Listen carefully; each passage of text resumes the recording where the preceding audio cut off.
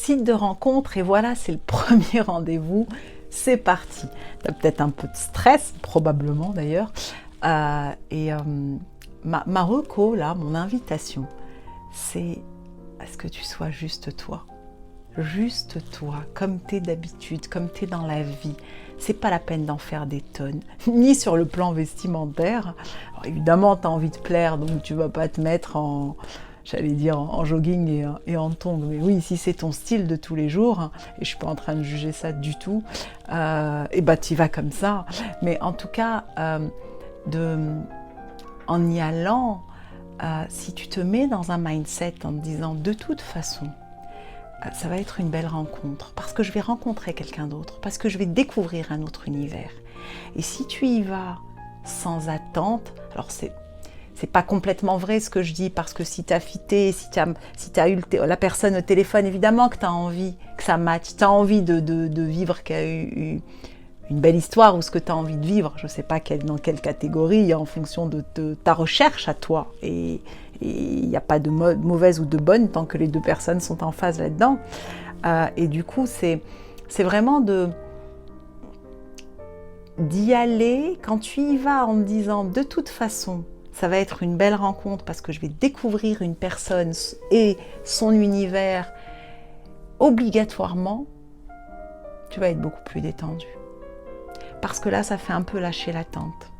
Ça fait lâcher l'attente de se dire « Oh, pourvu que ça matche, pourvu qu'il me plaise, pourvu qu'elle me plaise, parce que j'ai tellement envie. » Et souvent, ces attentes-là, excessives, après tout, on ne se connaît pas.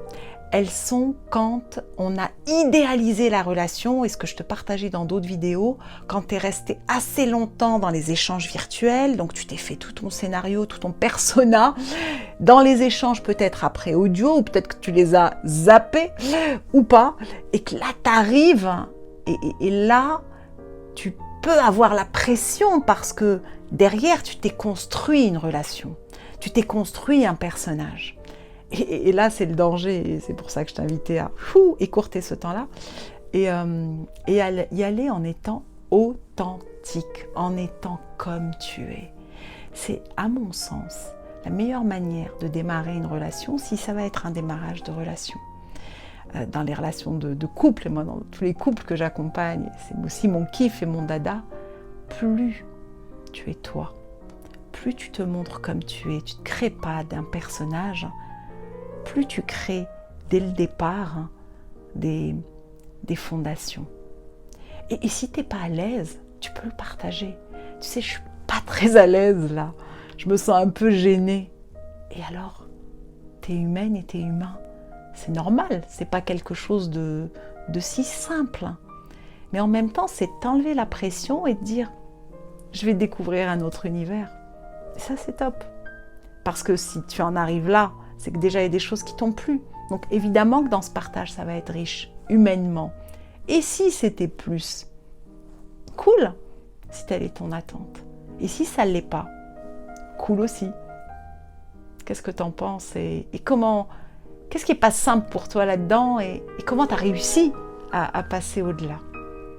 Je t'envoie beaucoup de douceur, beaucoup de choses, et une belle rencontre. Salut!